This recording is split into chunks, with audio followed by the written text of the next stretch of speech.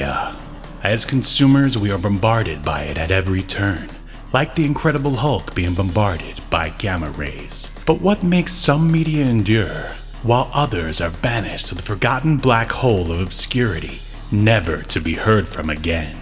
Who or what decides this? Hetero life mates Steve and Yahel want to know, and they want to know now.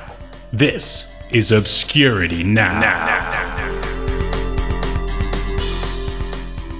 And what's up, Obscurians? Welcome to another episode of Obscurity Now, the show that takes a look at weird and almost forgotten pieces of media, and then we decide if they should be remembered for all of human history or tossed into the black void of obscurity, never to be heard from again.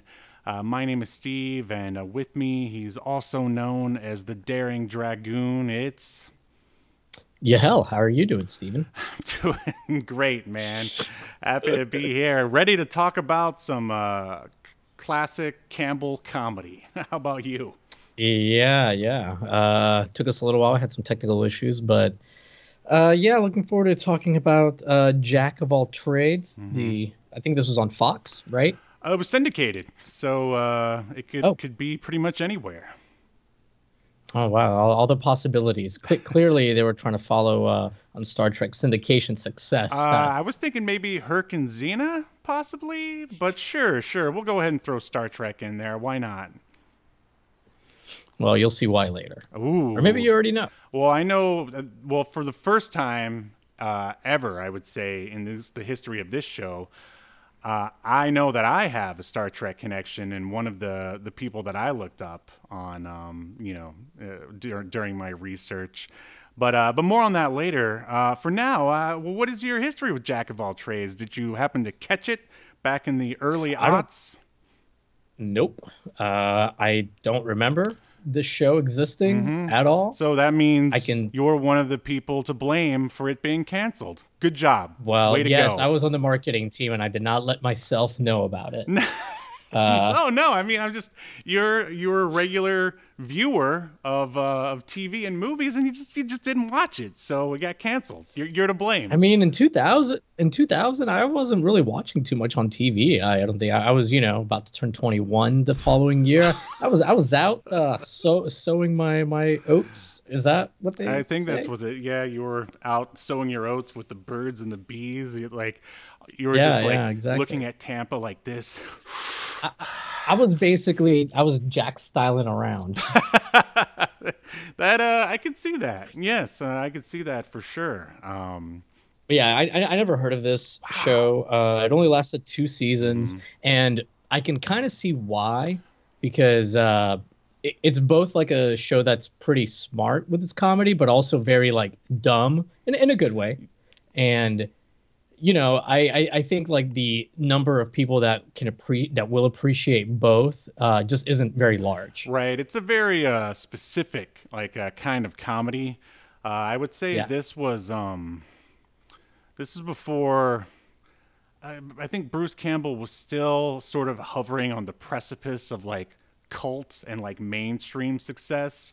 Now everyone knows him as like Ash, and like, oh, he's the guy who shows up at all the cons and insults the audience and everything.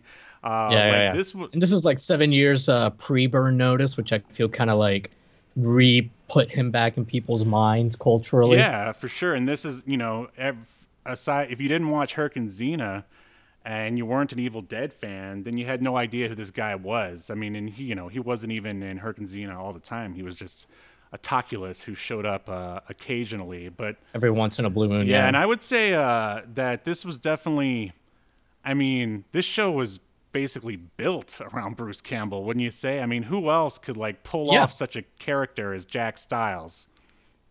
Oh yeah, I mean, this is basically just Bruce Campbelling around it. I did see that one of the executive producers was Sam Raimi, who I assumed had a hand probably in creating it, or maybe who's show running. It's hard to tell. Yeah, it's the whole Renaissance team, basically. Renaissance Pictures, the people who make Herc and Xena, and that go all the way back to the Evil Dead. Raimi didn't direct it, but he did produce it. And he had we'll get into the IMDb in a minute, but the director, like, he was basically helping out behind the scenes on the original Evil Dead. So they go back a long ways, is what I'm trying to say here. Yeah. Yeah. But so should we jump into the Obscuritron and dive a little bit deeper into the Jack of all trades? Let's do it. All right.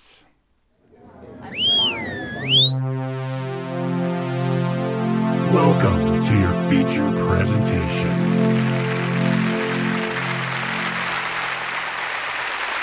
But before we get into the Jack of all trades, or just Jack of all trades, I don't know why I keep putting "the" in front of it. I'm not feeling very brave. In fact, I'm feeling a little fearful. If only there was like a shirt that would that could tell me the way, to tell me how to feel, like a certain philosophy or something. Do you happen to have anything like that on you? Steve, it's funny. I do. A company in the 90s made a ton of shirts just for these kind of moments. Are you talking about Big Johnson shirts? Oh, close, Steve. I'm talking about No Fear shirts. Oh, wow. Oh, you're right. Yes, it's the No Fear shirt of the week. Do we need to explain it again? Exactly what the... I don't know.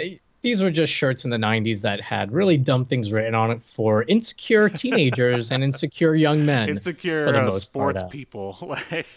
Every week I managed to make the description shorter and more accurate. We'll get there.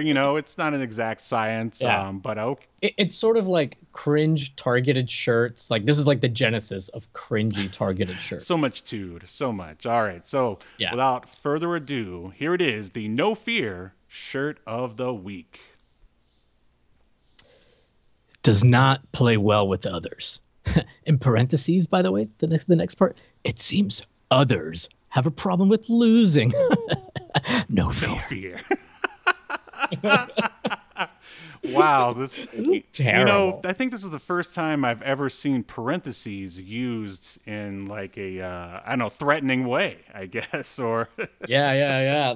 And like, is that grammatically correct to start a sentence with "does not play well"? Is that like a prepositional phrase? It sounds like it. I mean, it just sounds like a warning, like a warning label. It sounds like a noun might have been missing before. At the beginning of I do not play well with others. Yeah, or he or she does not play well with others. Not. I mean, I get it. It's like supposed to be like the person wearing the shirt, but couldn't it just say "I don't play well with others"? I picture like Matt Berry reading this, like "I do not play well with others." So like while I was looking for the one for this week, I came across a bunch of these No Fear shirts that are like very underwhelming, which is kind of funny in its own way, where they're just like very plain sayings, like it'll be like, up. "Oh, you."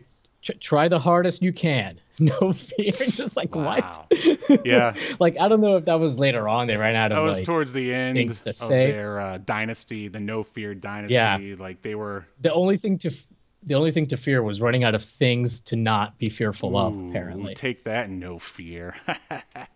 But while I was looking them up this week, I did find a shirt from an off-brand that I completely forgot about called Bad Boy, which was like it was like, like a copycat Walmart brand. version. So I might start incorporating those as well. Yeah, bring it on down. Sounds good. All right. Well, that is. But what's up?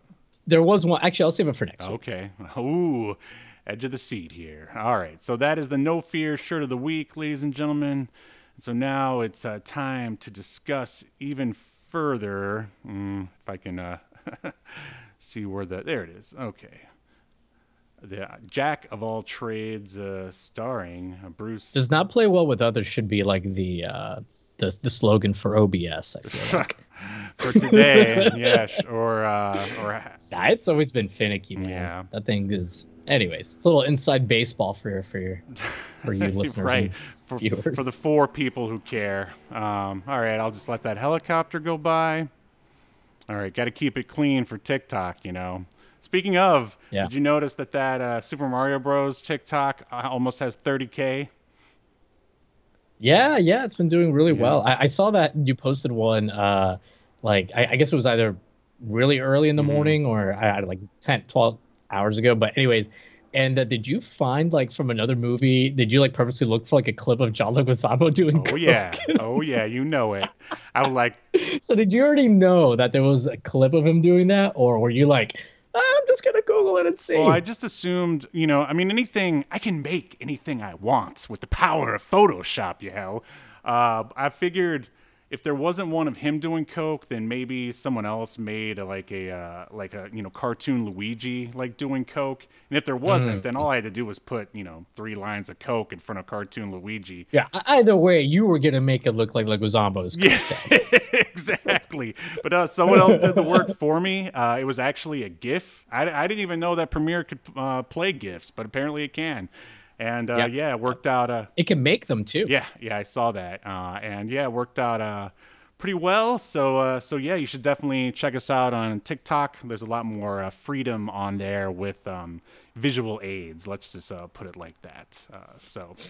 With cocaine, every clip has cocaine. Exactly. I mean, I'm surprised that there wasn't any kind of like disclaimers or anything for many of the the sites that I uploaded it to, but so far so good. I mean, it's just a movie, right? I mean, it definitely wasn't real life. Or No. was it? Okay, so speaking of people who were probably coked up, back to Jack of All Trades. It's a syndicated half-hour action comedy that, as Yahel said, ran 2 seasons, 22 episodes in total. And today we are discussing Season 1, Episode 1, which is titled Return of the Dragoon. And it premiered January 17th in the year 2000. And the series itself was then canceled December 2nd, also in the year 2000. It almost ran a complete year. That's crazy. So here is a series synopsis. Actually, we're just going to do the episode synopsis. Here we go. Jack Stiles rescues the niece of President Thomas Jefferson. When the president finds out she has been thanking him in bed, he banishes Jack to Palo Palo, supposedly to stop Napoleon's plans for world domination. Jack is appalled when he finds out his contact is a woman. But together, he and Amelia Rothschild managed to complete their first mission. Oh, they just spoiled the entire episode. Yeah, this was created and written by one Eric Morris, who you may know his writing from such TV shows as Jag, Xena, Sliders, Star Trek Voyager, and the already covered by us, The Pretender. Do you have any other Star Trek connections, or? Sorry, who was that Star Trek connection for? Eric Morris. Oh, that's not even. Oh, we got more. Okay, we'll hold off. So the executive, there's 2 execs listed for Jack of All Trades. Alex Kurtz. I mean, there's more than 2, but 2 of them, Alex Kurtzman and Steve. You don't like that guy? Well, I know they hate him on Red Letter Media, just because he's the one who pretty much did the first 2 seasons of Picard and made them terrible, from what I understand. Well, I thought it was really weird that they were saying that, because he had this exact same level of involvement in season 3 of Picard. So I don't know. Yeah, it's really weird for like being such Star Trek fans, especially Mike. Like, there's lots of little details like that he gets wrong like all the time. Yeah, you hear that, Red Letter Media? You're wrong, according to Yahel Velasquez of Obscurity Now. So Alex Kurtzman, there's him, and then there's another guy, Steve Orsi, I think is his name. He wrote and he wrote and or produced all 3 of the the J.J. Abrams Star Trek movies that started in 2009 with Chris Pine. He was involved in all 3 of them. Kurtzman was as well. But in current day, Alex Kurtzman is the guy that oversees all of this. He's the exec producer on every Star Trek show since like they started coming out with new ones in Discovery. I see. So like every episode, he's the one that greenlights the shows. Wow. He's the one that says, okay, this story is fine. He's like the Kathleen Kennedy of Star Trek. Yeah. He's like the overseer of the IP, basically. Gotcha. So I thought that was really weird that they were like, and I think they also, on Red Letter Media, I'm pretty sure they enjoyed Strange New Worlds, which again, that's another Kurtzman thing. Which I mean, I'm not a big fan of the guy either, but I mean, I'm not gonna pretend like everything he is involved with is terrible. Right. Right. It's just when it's bad and he's involved, it's really bad. All right. So, But yeah, besides that, I didn't see any other connections. all right. So here we go. Ah! Oh no! We've just entered another Star Trek connection! Ah! All right. And this episode was directed by Josh Becker, and he has directed another Bruce Campbell film, or several actually, by the name of Running Time, which is actually a pretty cool movie. It's like black and white film noir that's supposed to look like it was all filmed in one shot, like before digital cameras were a big deal. So it's pretty decent if you want to check it out.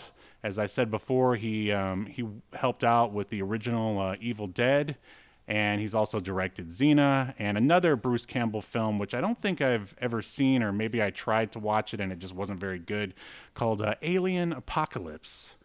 And also, this was obviously created by Renaissance Pictures, which is Sam Raimi's company that did Herc and Xena, and going all the way back to Evil Dead 2, I think, is when they came up with that title. But I'm pretty sure Chris Jericho is in Alien Apocalypse. I think you're right, actually. I think I remember him like tweeting about. I'm checking now. Maybe I'm wrong, but nope, must be a different movie. He's in some kind of like sci-fi channel, like Asylum. Well, I remember alien he showed up in one of the Sharknadoes. You remember that?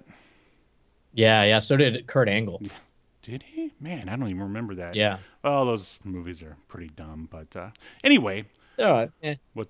Huh? But yeah, should we get into the cast then? Please. So we've got the aforementioned Bruce Campbell as the star, Jack Stiles, the character he plays, and like we said, it's Bruce being Bruce, basically. I'm not really. I mean, I don't know if we even have to go into what he's known for, but Army of Darkness, Ash vs. Evil Dead, Burn Notice, a million things. He's awesome. Yep. We've got then, oops, lost my place here. Still lost my place. This is going very, very well. We've got Angela Marie Dotkin. I don't know how you pronounce that, but she plays kind of like the love interest / partner, Mrs. Well, it says here Mrs. Amelia Smith Rothschild. She hasn't had anything since 2004. Oh, that's too bad. And she only has 10 credits. I thought she was pretty good in this. Yeah, I thought she was great. So yeah, kind of weird. I don't know what happened. Maybe she, I don't know. Maybe once you go Bruce Campbell, you're like, yeah, I never want to act this is the peak with anyone else for the rest of my life. Yeah. yeah. All right. So moving right along, we've got Stuart Devney playing Governor Croak. I can't pronounce anybody's names today, apparently.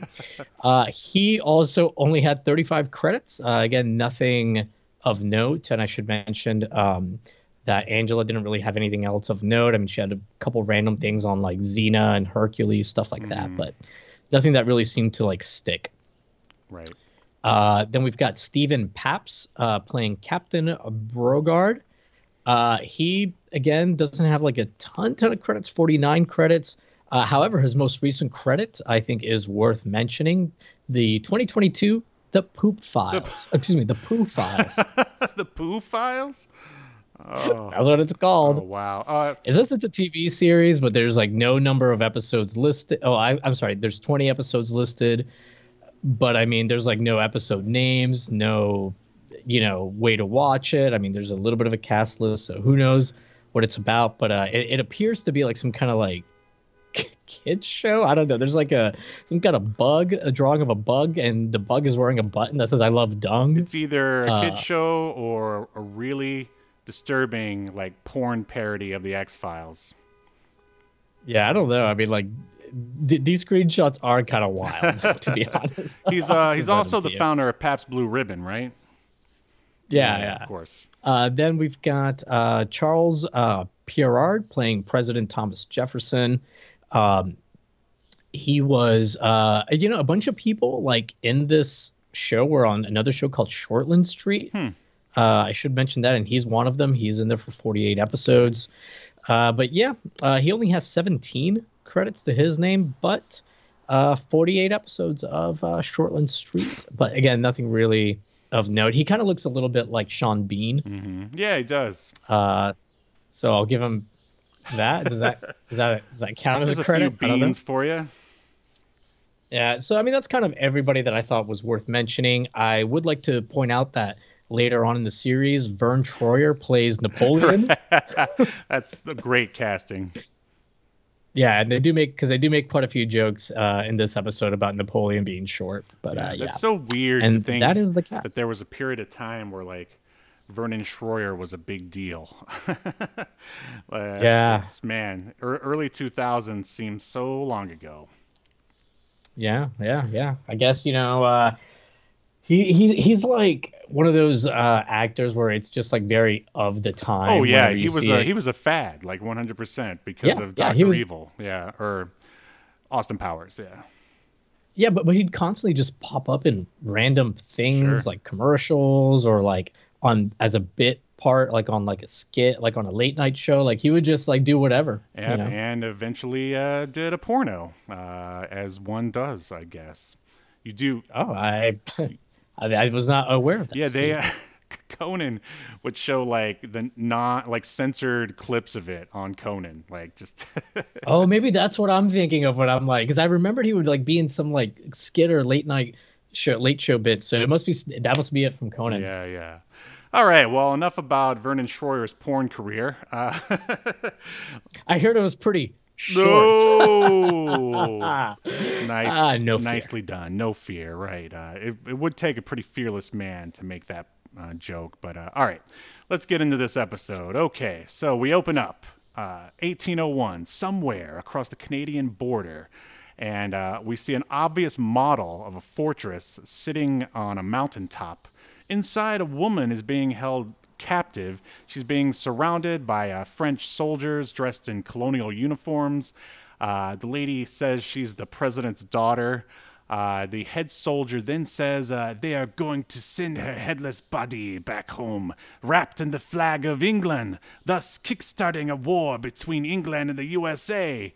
And then just out of nowhere, suddenly Jack Stiles, a.k.a. Bruce Campbell, bursts through a window. And if there's any reason to watch this show, it's the one-liners that he has. I mean, as we said, the entire show is like built around him. He jumps through the window and says, "I would have knocked, but my fist had other plans."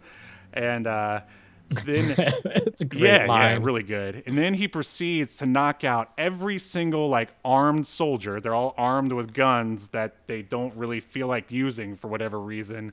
He knocks them all out with one punch. They all just sort of fall to the ground in like Three Stooges-like fashion.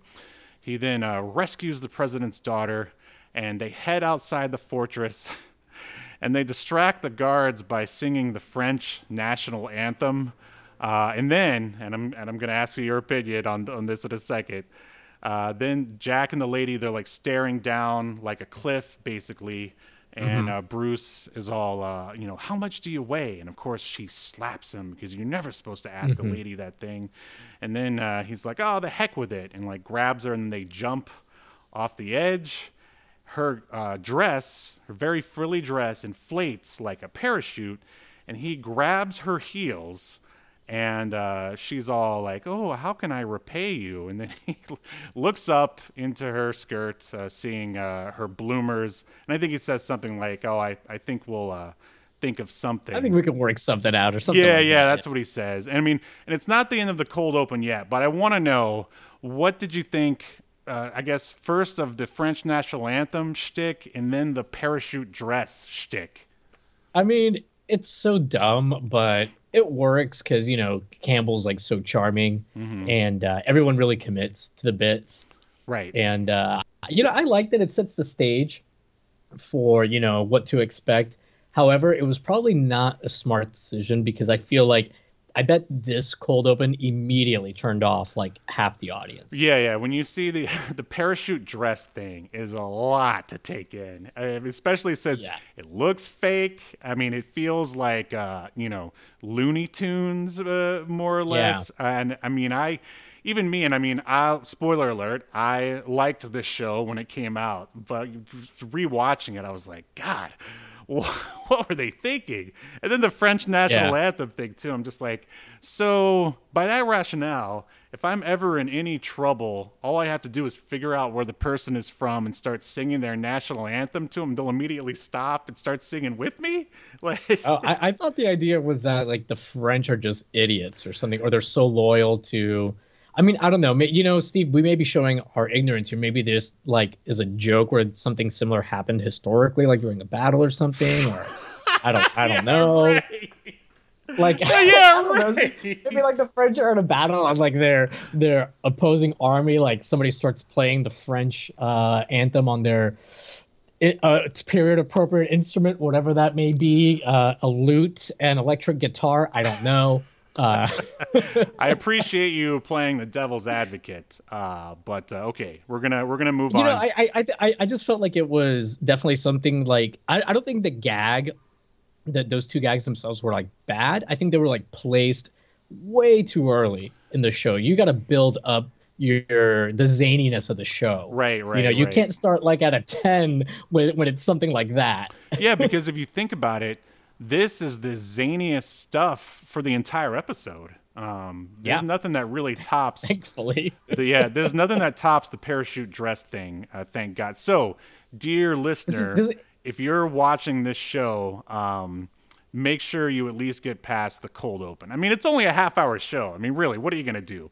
And where was it that you watched it? That weird site? Oh, so it's a website called, I don't know if it's pronounced VEO, but it's veoh.com. And it seems like it might be a legitimate site. Like there wasn't any weird, you know, downloads or whatever. Wasn't any weird poo files or anything like that.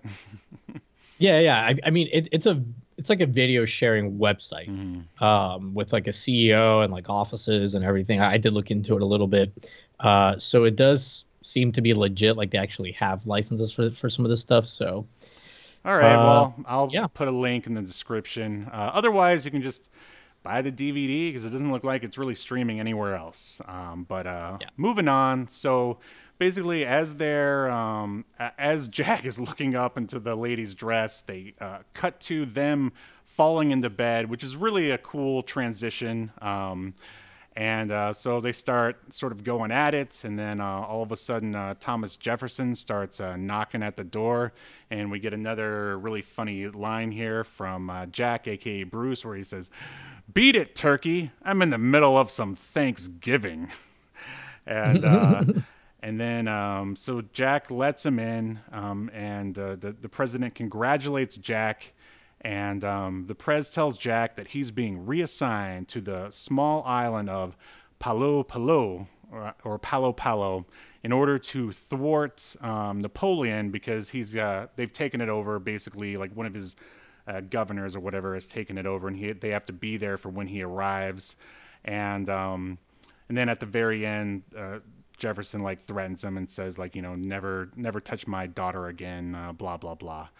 And did I miss anything there? I think I got it all. No, you got it all. I do want to put out something I forgot to mention about VO or whatever, however it's pronounced. But Michael Eisner at one point was on I don't know if he's supposed, but he was on like the board of directors for it and invested like $10 million into it. Wow. And I did see that they have had, I don't know if they currently do, but they have had in the past like distribution deals with pretty much every major American network. So it is a legitimate place of business, apparently. Okay, well, good to know. So the Jack of all trades theme plays, and can you describe the theme and then tell me what you think about it? The theme is fantastic. It's I don't even know. It's almost like pirate song. Sea chanty. Yeah, it's sea chanty. Not quite like a pirate song, you know, but I thought it was great. The lyrics are hilarious. I wish I would have written down some of them. But it's a really good theme. I know you liked it. Oh, yeah, for sure. And the clips of the wacky pirates sort of dancing. I remember there's a shot where one of the peg leg pirates is dancing on the, because they're all sort of dancing inside of a bar or tavern or whatever you want to call it. It almost felt like a commercial for Bennigan's or something like that, or a beer commercial. Yeah, I can basically. see that. But yeah, it's really funny stuff. Really does a good job of forwarding the mood of this insane show. Anyway, we are now in the busy port of Palau Palau. It's daytime, and Jack ends up meeting Amelia Rothschild, and she tells him that he's his contact, and of course he's not too thrilled about that. And actually, before that, Jack is helping a kid with his doll of this masked vigilante that's very similar to Zorro, who's called the Daring Dragoon. And he's all like, who's that kid? And then Amelia shows up and tells him who it is. And this actually goes into play with the plot later. They then go to, or any thoughts about that scene? No, pretty generic. A little joke with the kid here kicking him in the shin or the balls or whatever. Yeah. He kicks Jack, because he's like, leave me alone, you weirdo, or whatever. Right. Yeah. I mean, it was fine. I like the set a lot. Yeah. It's a beautiful area that I'm in New Zealand that they shot for sure. Yeah. So, but it looked like they built. I'm assuming that like this gets reused in other episodes since it was shot on location. But they built quite a bit of that little town. Yeah. I was really surprised. Mm-hmm. So they then go to Amelia's place, and Amelia then tells Jack that her husband has died, that they originally moved out there to, I don't know, set up something. And then, unfortunately he passed away. And then she walks into a fireplace that is actually an illusion for her secret laboratory. Really fun, sort of like a Batman, Adam West kind of stuff going on here. And if you think about it, I mean, Jack of all trades is basically like 1800s, like Adam West Batman, only. Yeah, that's a great way to describe it. Yeah, only with comedy on purpose.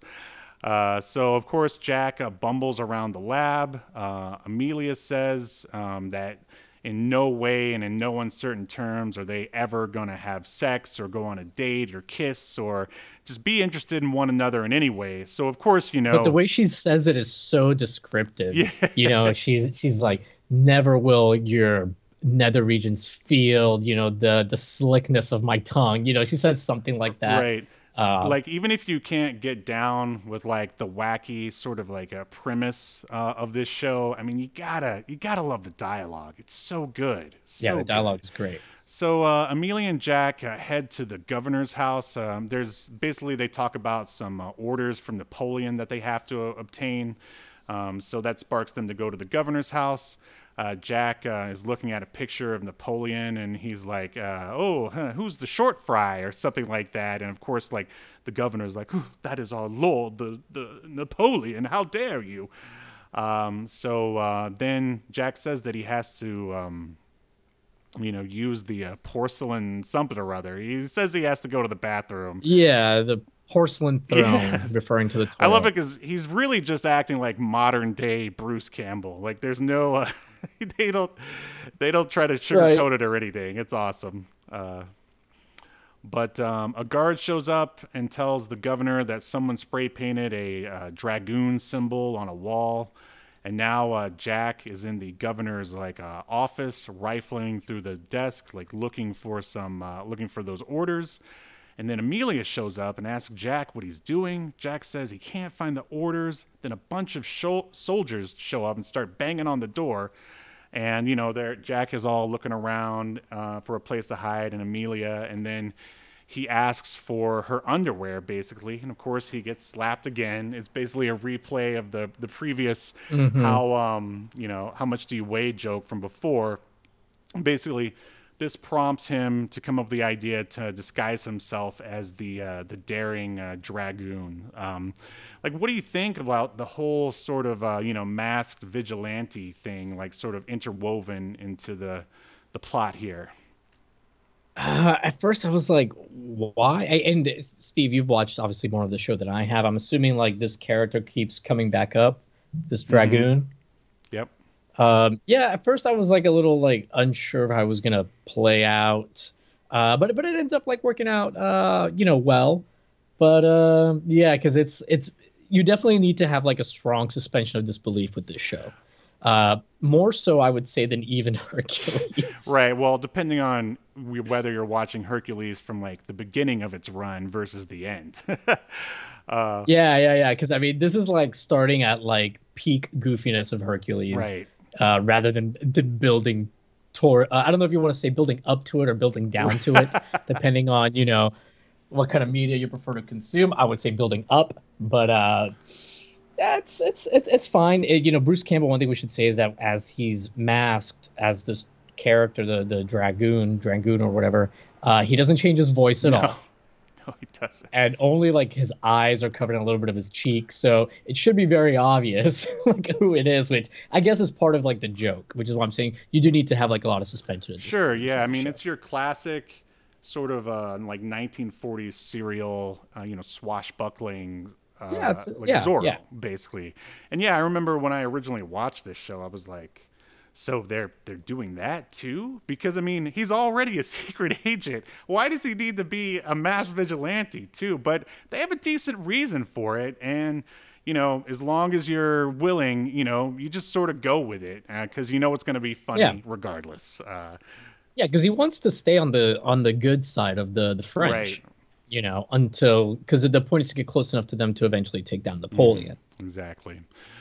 So yeah, the soldiers eventually come in and they're like, oh no, it's the daring dragoon, and basically he sword fights them all and escapes through the window, and you think he like jumps all the way through the window to like reappear later. He's really just sort of hanging on the edge, which is kind of funny. So now they're back in the laboratory. Jack and Amelia argue. Basically, Amelia gives them the whole, I can't, you're so reckless, whatever, what are you doing, blah, blah, blah. And Jack is like, oh, no, disguising myself as a dragoon is a great cover. And Amelia says that she's going to send a letter to Thomas Jefferson and immediately request that he be replaced. Then they realize that somehow that the orders are on a ship. I don't really remember how that goes about. And Jack is... I think Amelia already knew that the orders would be on a ship because they were trying to like get the orders before they were given to the captain. Right. Gotcha. And then Bruce is like, well, how are you going to get it? And then we see Amelia. She's wearing a scuba diving helmet that Bruce was actually playing around with in the lab in one of the previous scenes. And so this is good because you get... It's a very like BioShock steampunkish looking. Like it's just like the helmet. It's awesome. Yeah. And it's good because you get to see that Amelia, she's actually, can take care of herself. She's actually bringing something to the table. She's, doesn't, need, Jack Styles to save her every time. Although he does, of course, here and there. Yeah. Yeah, well, it's kind of like one of those things where they're both competent. Yeah, they're both equals for the most part. Yeah. Mm-hmm. Yeah, they're both good at what they do, but they do need each other, even if they don't want to admit it necessarily. Right. So yeah, I think it works really well. And I think it's funny, like the way that she's walking underwater in an obvious sound stage. Again, it's very like a tank. Very Batman and Robin. And so she boards the ship. She finds the orders, and then soldiers open fire, but out of nowhere. Yeah, they notice like her. Nobody saw her get in on the boat or sneak into the cabin, or the captain's quarters or whatever, but a soldier does see like her wet footprints, which I thought was like a good way to like, and it shows like, I don't know, the French here, they're kind of treated like Star Wars stormtroopers a little bit. Absolutely. So it was nice to see them at least get a little bit of competency, because obviously none of them would be barefoot. Nobody on the ship should be barefoot, let alone like with wet feet. So immediately they knew, hey, someone's aboard. So the Dragoon shows up and saves her, takes out a bunch of the soldiers while Amelia gets away. And there's an even longer sword fight, and then the captain of the guard shows up, and basically he and the Dragoon clash swords. And but eventually, it leads with the Dragoon getting away. And so now we're back at Amelia's place. Amelia tells Bruce that she swapped the orders, gave them the wrong orders or something, so they can go to the wrong place. And Jack is like, "Oh, you were gonna do this all along, weren't you?" And Amelia eventually asked Jack what he. I mean, because they have a much better sort of. There's a bit of camaraderie here. It's like, "Oh, look, we did it," partner kind of thing. And then Amelia asked Jack, like, "What would you say to her sending a new letter?" asking for his reinstatement. And then Jack goes, "Well, I have the first letter right here." And she gets all mad and says, "Oh, you went through my mail? I want to speak to you in the soundproof lab." And he's like, "You're going to yell at me, aren't you?" And they go and they walk through the fake fire, and basically that's a fade to black, the end. Did you have any comments on those last couple scenes there? No. I think you pretty much nailed it. Like I think Jack, once he presents the letter, he's like, "Well, I knew you would change your mind once you saw, like, how valuable I am," or something like that. 'Cause he's always got to get his quips in. But yeah, I think that's pretty much it.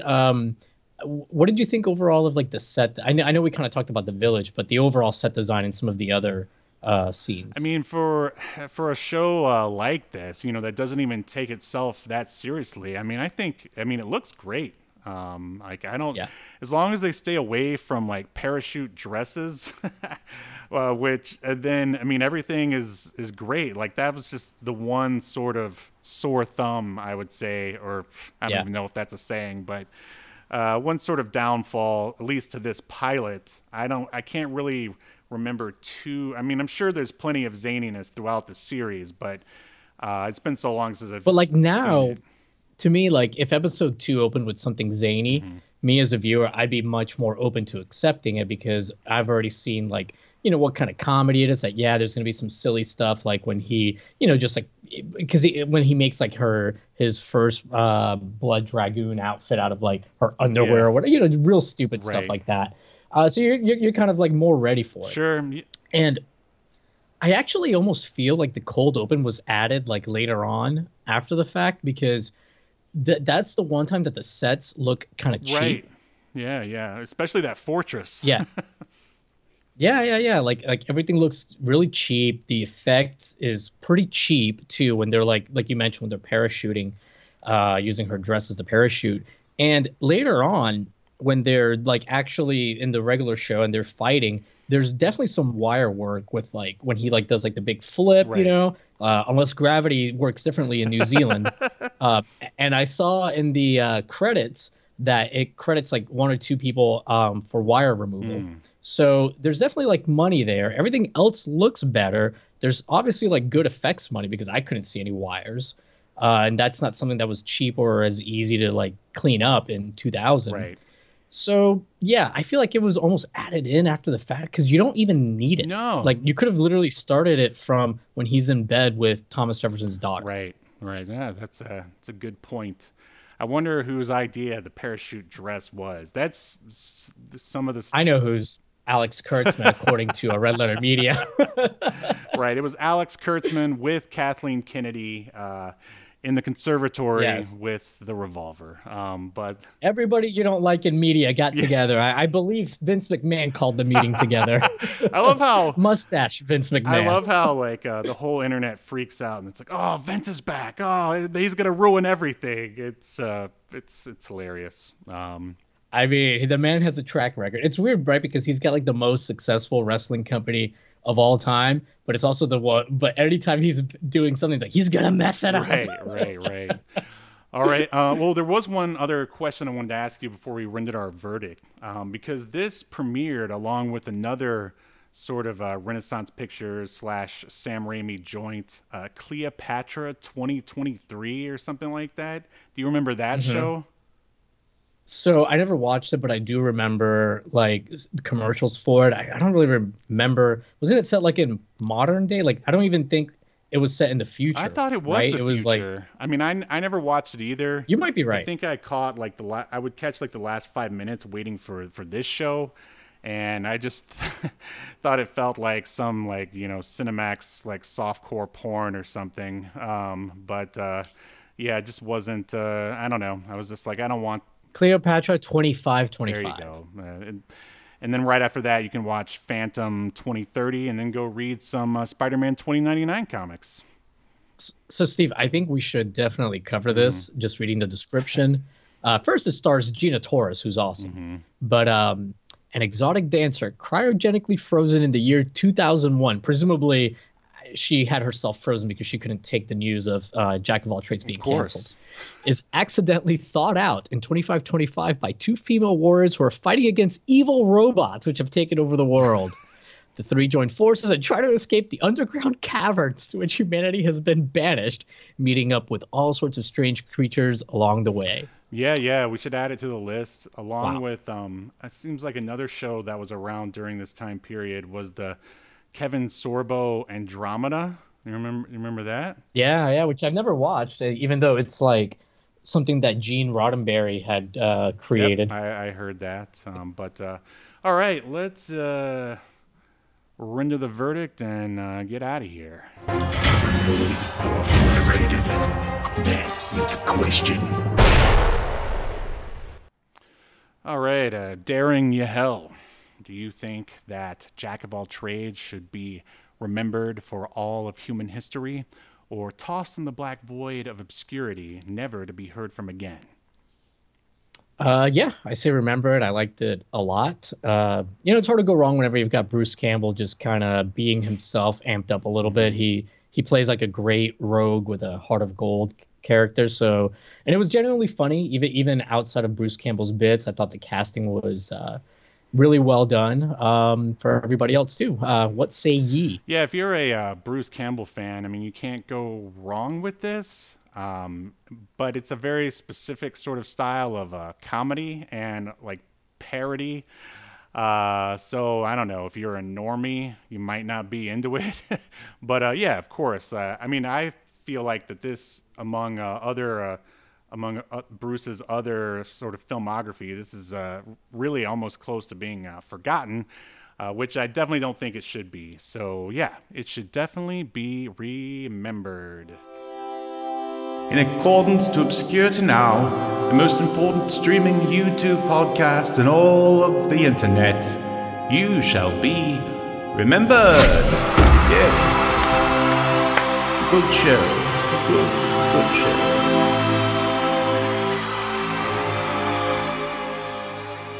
All right. Well, I was just happy to talk about something that wasn't Nintendo related. But yeah, that was a fun time. Good stuff. Is there anything else you want to talk about before we dip out of here? Anything at all? No, I don't think so. That did seem to go by pretty quick. I mean, it's a short show. It's a short show. Can you do? I would like to. I keep forgetting to announce that next month I'm going to be going to my first convention my first convention as a creator. Hopefully going to sell out millions of copies of Escape to Earth #1. Why don't you just announce it now, since you're going to edit this? This is you announcing it? I'm sorry, Steve. I thought we were just having a friendly conversation. I apologize. I stopped recording a long time ago. No, but it's called Comic-Con Revolution, and it's out in Ontario, California. And I'll. Do you think Rob Liefeld will be there? I know for a fact that he won't, but I know that Welsh Portacio will be there. We're gonna hang out and eat balut and a bunch of other Filipino delicacies. It's gonna be great. You're gonna talk about Rob. Yeah, I'm gonna be like, so why does Rob Liefeld hate us? Does he hate you? How do you feel about Rob? Yeah, it's like. But no, should I ask him why Wetworks was so dense and layered with words? I don't know, man. You see if he brings it up. Yeah, that's a good point. Like if he's like, you know what's wrong with comic books, man? All the room for art. We gotta. What people really want is more words. Yeah, right.